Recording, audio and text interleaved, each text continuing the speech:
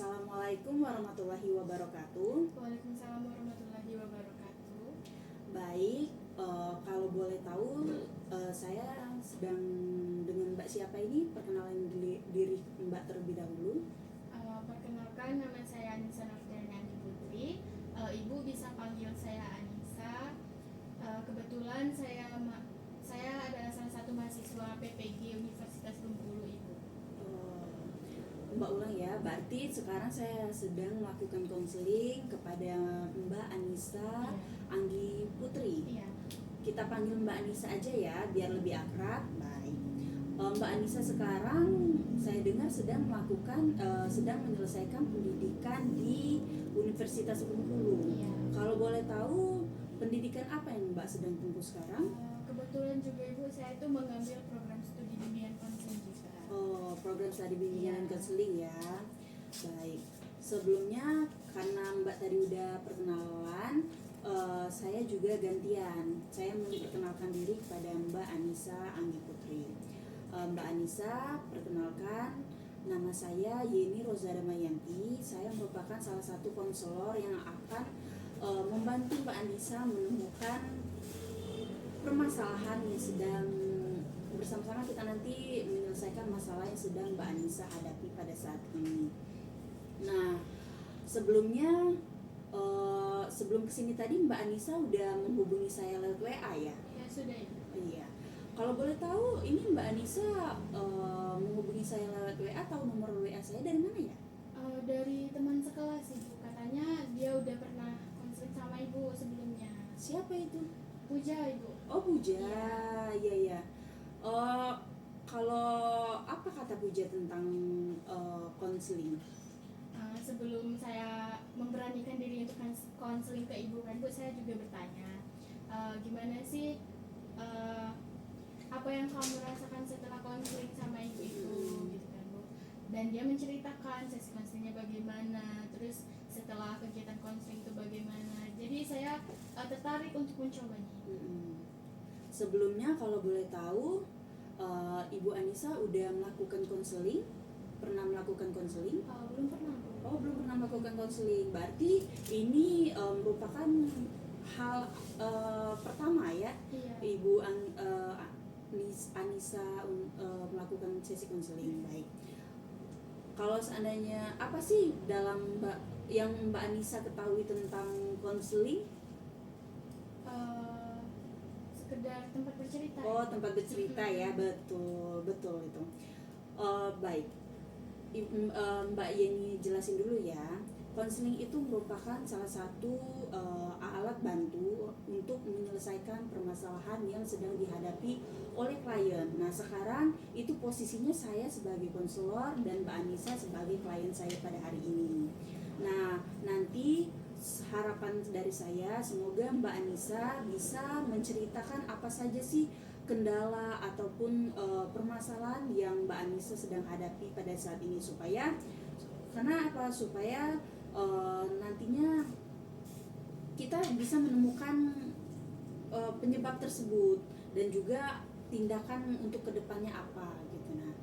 Nah, jadi harapan saya dengan adanya sesi konseling pada hari ini, Mbak Anissa ceritakan semua. Apa sih perasaan Mbak Anissa, apa yang ada di pikiran Mbak Anissa yang membuat Mbak Anissa itu terganggu dengan hal tersebut dalam menjalankan kehidupan sehari-hari. Nah, kalau saya boleh tahu, Mbak Anissa tinggalnya di mana? Saya tinggal di Tengah Padang. Tengah Padang berarti dekat dengan Masjid Jamik ya? Iya. Oh iya, di situ ngontrak atau tinggal sama orang tua? Saya di Kota Bengkulu ngontrak. Oh, ngontrak. Udah lama ngontraknya? Sudah lama Ibu. Dari saya SMA kan saya sudah di sini. Oh, berarti kalau boleh tahu asal dari mana, Mbak? Saya dari Kabupaten Lebong Ibu. Oh, berarti merantau ya ke sini Iya. ya? Merantau sendiri atau pernah ditemenin sama keluarga? Kebetulan saya sendiri. Oh, berarti hebat ya Mbak Anissa. Iya. Bisa berani untuk perempuan loh, berani untuk merantau dari SMA lalu terus ini melanjutkan, alhamdulillah melanjutkan pendidikan di PPG itu suatu keberhasilan ataupun pencapaian terbesar Mbak Anissa ya. Iya. Ya, baik. Jadi kalau boleh tahu, ini kan Mbak Anissa kan mau melakukan konseling pada hari ini. Kira-kira apa sih yang menjadi masalah Mbak Anissa sampai Mbak Anissa membutuhkan pelayanan ataupun membutuhkan sesi konseling? Jadi Bu, saya itu kan mahasiswa PPG ya Bu ya, yang tugasnya itu Masya Allah banyaknya Ibu. Iya.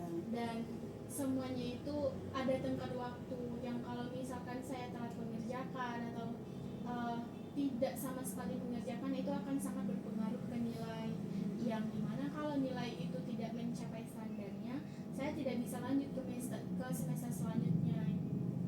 Nah, permasalahan saya itu, saya sering merasa capek Ibu, dan saya juga cemas Ibu, karena kan saya itu selain menjadi mahasiswa, saya juga itu bekerja Ibu setelah pulang kuliahnya.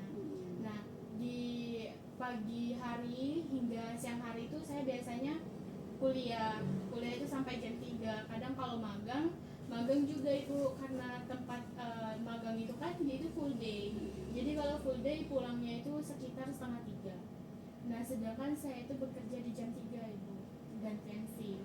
Nah, jadi kadang saya merasa capek kan Bu, pulang dari sekolah, pulang dari kuliah, saya harus lanjut bekerja. Kayak kadang itu saya merasa kok nggak ada jedanya waktu saya gitu kan Bu. Kadang saya merasa kayak nggak punya waktu istirahat.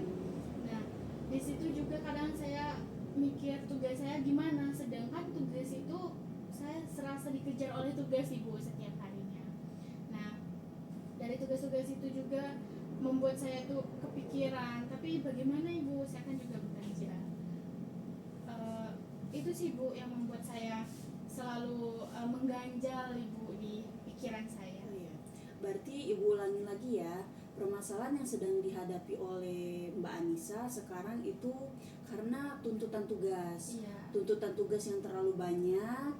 Jadi yang membuat Mbak Anissa ini merasa kalau seandainya mampu nggak ya saya menyelesaikan tugas tersebut untuk lanjut ke semester 2 berikutnya. Iya. Ditambah lagi Mbak Anissa merasa kalau seandainya dirinya dengan tugas yang menumpuk itu merasa capek, letih, lemas, iya kan? Nah, kecapek, letih, lemas ini tadi ditambah dengan Mbak Anissa menjadi peran juga sebagai seorang karyawan di salah satu Kebetulan Ibu, saya itu bekerja di agen briling yang tempat transaksi keuangan. Oh, jadi setelah kuliah, Mbak Anissa juga menjadi seorang karyawan. Iya. Ya. Berarti dari pagi sampai sore itu menjadi mahasiswa. Sebagai seorang mahasiswa PPG, setelah kuliah langsung lanjut jadi karyawan di salah satu BRI Link. Iya. Ya, itu hal itu yang membuat Mbak Anissa merasa capek, merasa letih, merasa nggak mampu mungkin ya untuk menyelesaikan tugas-tugas yang Mbak Anissa hadapi saat ini. Baik, kira-kira kalau saya boleh tahu nih, apa sih yang Mbak Anissa inginkan dengan keadaan Mbak sekarang? Mungkin Ibu, saya itu bisa memanajemen waktu saya sebaik mungkin, terutama dalam pembagian waktu dalam mengerjakan tugas Ibu. Berarti Mbak Anissa ini mau meminta bantuan untuk bagaimana sih membagi waktu Mbak Anissa supaya Mbak Anissa bisa membagi waktu antara kuliah, antara pekerjaan, dan juga bagaimana Mbak Anissa bisa menyelesaikan tugas-tugas dari mata kuliah Mbak Anissa. Iya gitu. Iya, Ibu. Iya. Jadi sebelumnya kira-kira Mbak mau tanya, di kampus itu teman-teman Mbak Anissa ada yang bekerja juga atau enggak? Untuk itu saya kurang tahu ya Bu, karena memang sejauh ini untuk teman-teman yang cukup dekat dengan saya itu Saya rasa tidak bekerja itu. Nah, apa sih yang sudah Mbak Anissa lakukan ataupun Mbak Anissa eh, lakukan agar pekerjaan Mbak Anissa tadi bisa terbagi waktunya antara kuliah sama menjadi karyawan? Karena kan Bu, saya kan karyawan baru di sana Iya. Ibu. Nah kemarin itu saya sempat nanya ke karyawan lama. Kira-kira Mbak, kan saya nanya Mbak, kira-kira kalau semisal di jam kerja saya boleh nggak ngerjain tugas, saya bawa laptop gitu kan. Dan itu tidak akan mengurangi kerjaan saya. Iya. Saya tidak akan mengalahkan pekerjaan saya gitu kan Bu. Nah kata Mbaknya, iya nggak apa-apa, bawa aja, kerjain aja, selagi itu tidak mengurangi tanggung jawab kamu di sini.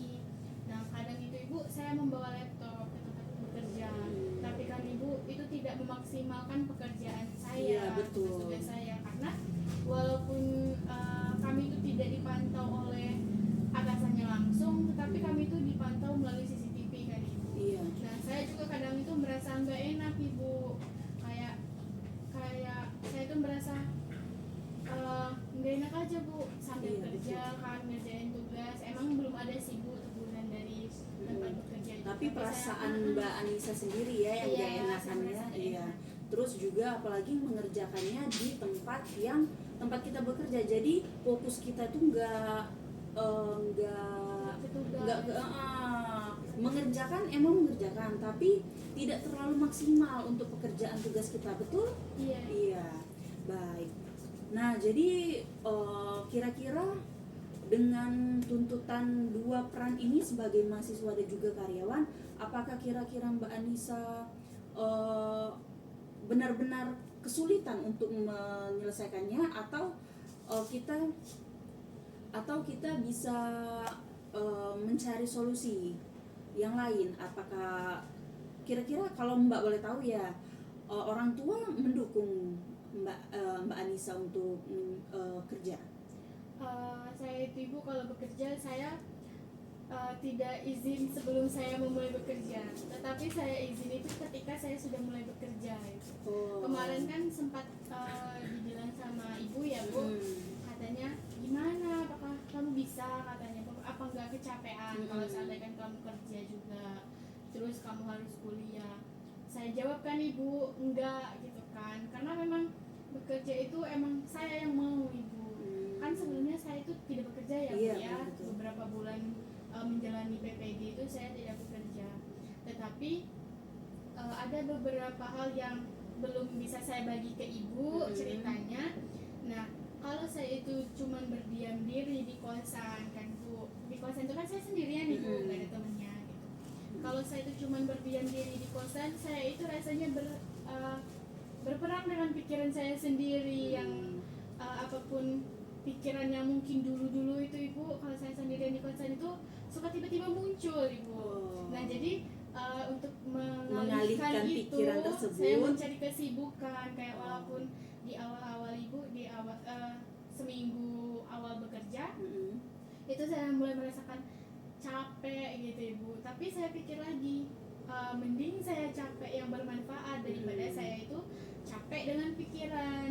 Nah jadi sebenarnya sekarang itu kan Bu udah berjalan 1 bulan ya saya bekerja itu, dan sebenarnya juga saya sudah menikmati pekerjaan itu, tapi memang kendalanya untuk sekarang itu karena memang bertabrakan dengan banyaknya tugas, ditambah lagi kan Ibu minggu depan itu kami tuh udah mulai UAS Ibu, jadi emang semua tugas itu harus terselesaikan untuk bisa lanjut ke semester berikutnya. Iya Ibu. Oh, berarti posisinya sekarang Mbak Anissa ini bekerja di salah satu BRI Link tanpa sepengetahuan orang tua. Iya.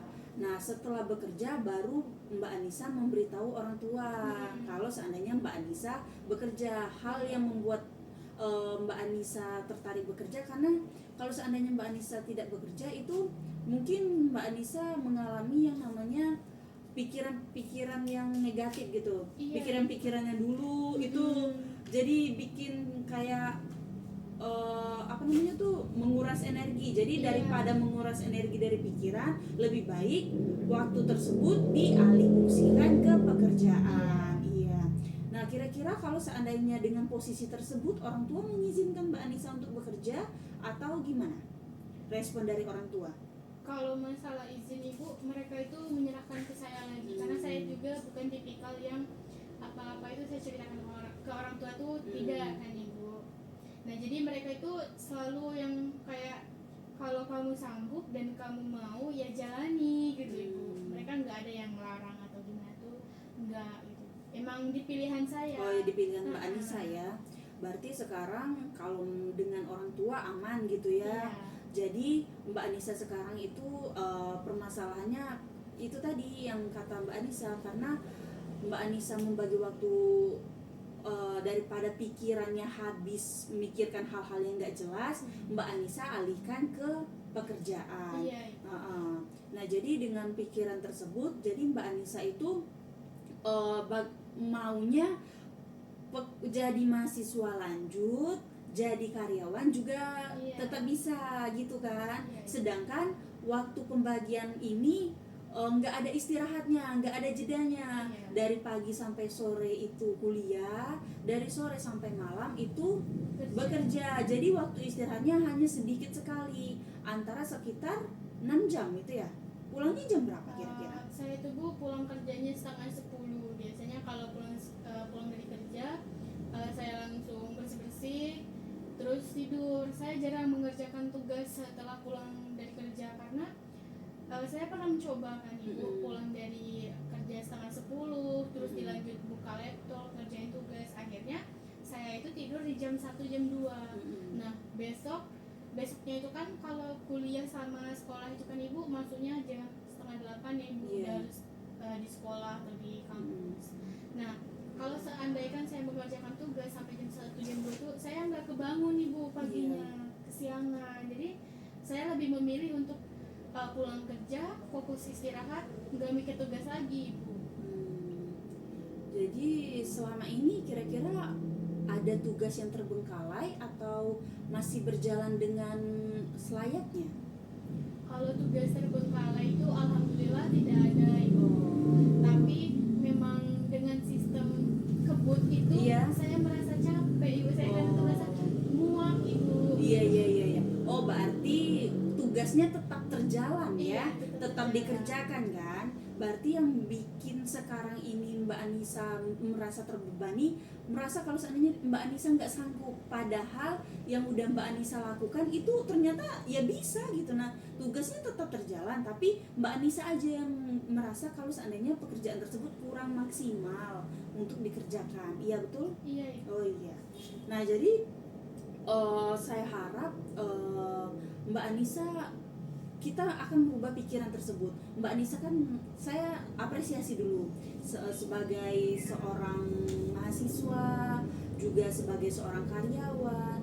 Mbak Anissa udah melakukan yang terbaik untuk diri Mbak Anissa dan memaksimalkan semuanya. Mbak Anissa melakukan dua peran tersebut, nggak banyak loh orang yang bisa melakukan dua peran tersebut, tapi Mbak Anissa mampu sampai detik ini kan. Belum ada permasalahan, tugas tetap terjalan, tapi yang sekarang Mbak Anissa ini memiliki ketakutan untuk menghadapi UAS karena takutnya nanti bertabrakan gitu. Nah jadi kita apresiasi dulu dengan dengan kemampuan Mbak Anissa sekarang.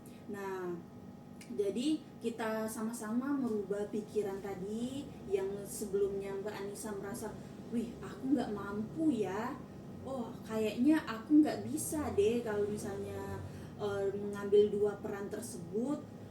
Nah tapi dengan contoh yang sebelum-sebelumnya ternyata Mbak Anissa mampu gitu. Nah itu tuh yang bakalan kita ubah ke depannya.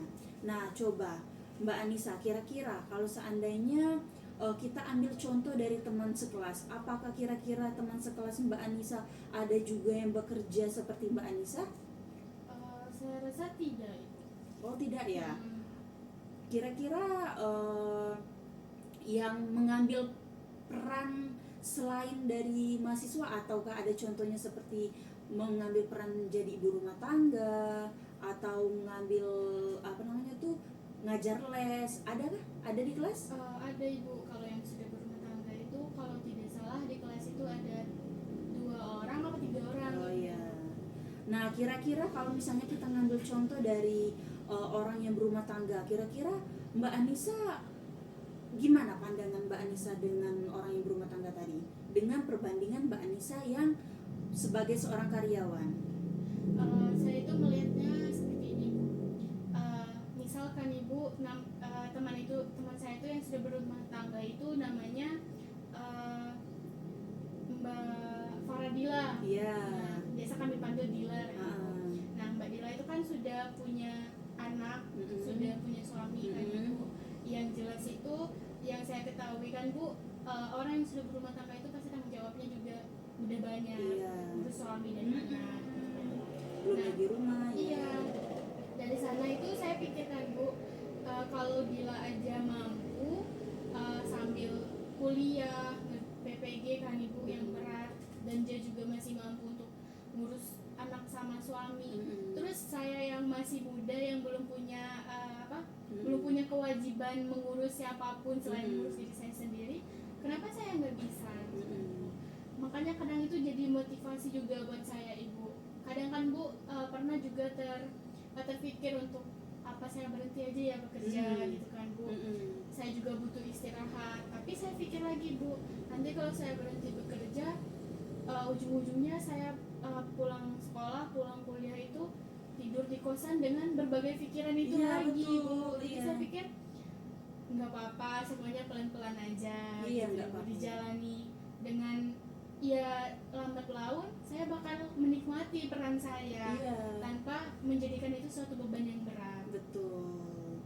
Nah, jadi setelah kita perbandingin nih dengan teman sekelas Mbak Anissa, jadi kita kan lihat Mbak Anissa mahasiswa PPG, dia juga mahasiswa PPG, tapi peran dia mungkin lebih berat lagi, mana ngurus anak, ngurus suami, belum lagi mungkin ada tugas sama tugas, tapi ternyata dia mampu. Apa bedanya dengan kita? Apa bedanya dengan Mbak Anissa yang juga sebagai seorang mahasiswa?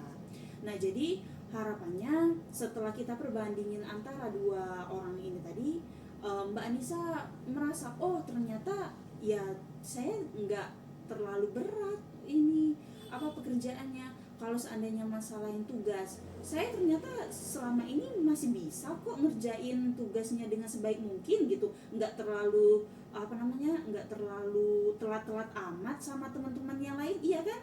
Nah, nilai mungkin kayak gimana kalau nilainya? Kalau nilai alhamdulillah sejauh ini bagus. Nah itu kan udah menunjukkan bahwa kalau seandainya emang mungkin perasaan Mbak Anissa aja yang maunya perfeksionis, tapi keadaannya yang nggak bisa memungkinkan. Tapi ternyata dengan pembuktian nilai nggak jauh-jauh amat, dengan teman-temannya masih tetap stabil kan dengan teman-teman yang lain, berarti itu udah menunjukkan bahwa ya itu ternyata yang menjadi kecemasan, yang menjadi ketakutan itu hanya di pikiran Mbak Anissa aja. Nah, baik, setelah kita berbincang-bincang tadi, kita berbandingkan keadaan Mbak Anissa sama yang lain, kita lihat ternyata Mbak Anissa udah mengusahakan tugas, ternyata Mbak Anissa tugasnya tidak yang telat-telat amat, terus nilainya juga bagus. Kira-kira gimana perasaan Mbak Anissa? Setelah yang pertama tadi kan Mbak Anissa bilang, oh aku cemas loh, aku takut untuk menghadapi UAS dengan keadaan mengambil dua peran sebagai seorang mahasiswa dan karyawan. Nah, tapi pada kenyataannya nilai Mbak Anissa bagus, tugas tetap ngumpul, terus juga kita bandingin dengan orang lain tadi, ternyata ada juga loh orang yang lebih, mungkin tanggung jawabnya lebih dari Mbak Anissa. Gimana perasaan Mbak Anissa setelah ini? Setelah bercerita ke Ibu kan Bu, saya merasa lebih terbuka begitu Bu, pikiran saya. Yang tadinya kan saya itu pikir saya takut gitu kan Bu, saya juga berpikir yang kayak apakah aku tertinggal, apakah nilai aku dengan nilai yang segini udah cukup apa belum gitu kan Ibu. Ternyata kan kalau kata Ibu tadi itu udah suatu pencapaian yang bagus ya Bu ya. Ibu juga mengapresiasi saya, kerja keras saya. Jadi saya itu merasa kayak berarti pikiran saya itu tidak seburuk itu. Iya. Ibu masih apa ya, Bu ya? Itu adalah suatu kewajaran untuk seusia saya. Seharusnya saya itu tidak memikirkan hal-hal yang menyusahkan saya. Iya. Padahal itu tidak terlalu susah. Baik. Udah gimana perasaannya setelah melakukan konseling hari ini? Setelah melakukan konseling saya merasa lebih lega, Ibu, Lebih lebih lega ya. sedikit tenang. Karena tadinya saya merasa cemas, yang saya pikirkan sendirian kan, Bu. Saya merasa takut gagal, terutama di PPG yang dari awal saya persiapkan. Yang PPG ini saya dapatkan dengan susah payah ya, Bu ya. Saya takut gagal, Ibu. Nah, setelah melakukan konseling ini, saya merasa selagi saya mau berusaha, saya pasti bisa, Ibu. Hal yang berat saja saya mampu, apalagi untuk kedepannya, insya Allah saya lebih mampu. Iya. Berarti setelah melakukan konseling hari ini perasaan Mbak Anissa lebih lega ya, Iya. dibanding sebelum kita melakukan beberapa menit yang belakangan tadi. Iya. Nah jadi saya dengar bahwa ternyata nggak mudah ya bagi Mbak Anissa untuk sampai detik ini gitu. Iya, Nah Ibu. dari yang cara masuknya susah, tugas-tugasnya sudah Mbak Anissa Mbak Anissa lewatin dengan gedebak-gedebuk ceritanya. Nah jadi harapan saya semoga Mbak Anissa punya semangat, semoga Mbak Anissa punya motivasi untuk lebih semangat lagi dalam menjadi peran seorang mahasiswa. Nah, saya doakan semoga Mbak Anissa nanti kedepannya lulus PPG dengan nilai yang baik dan juga dengan waktu yang tepat. Baik, kira-kira kira-kira kalau seandainya setelah melakukan konseling ini, Mbak Anissa mau seperti apa? Mungkin Ibu setelah melakukan konseling ini, jika nanti kan Ibu saya merasa capek atau saya merasa saya itu sering merasakan Bu, saya itu butuh istirahat, bahkan sehari aja nggak apa-apa gitu kan Bu. Sehari itu saya hanya ingin menghabiskan waktu saya untuk tidur. Mungkin nanti setelah selesai UAS kan Bu, saya sudah melihat hasil nilai saya bagaimana gitu kan Bu. Kalau misalkan ada sesuatu hal yang kembali mengganjal atau pikiran saya yang sudah mulai negatif lagi, apakah boleh Bu saya datang menemui Sangat lagi? boleh itu Mbak Anissa. Ya, kita lihat ya nanti setelah UAS bagaimana sih, kita lihat perkembangan apakah Mbak Anissa ternyata UASnya nggak sesusah yang saya pikirin kemarin loh gitu. Nah ya kita lihat ya perubahannya kayak seperti apa. Nah jadi semoga saya doakan Mbak Anissa nilai UASnya bagus, lalu jadi pekerjaannya sebagai karyawan lancar, mengerjakan tugasnya bisa tepat waktu, dan juga tidak terbebani dengan dua peran tersebut. Baik, kita akhiri ya sesi konseling pada hari ini. Semoga Ibu Anissa dapat terbantu dengan kegiatan hari ini, dan juga semoga harapannya kedepannya kita dapat melakukan lanjutan konseling agar mengetahui bagaimana perubahan yang dialami oleh Mbak Anissa. Terima kasih Mbak Anissa. Saya akhiri, wabillahi taufiq wal hidayah. Wassalamualaikum warahmatullahi wabarakatuh.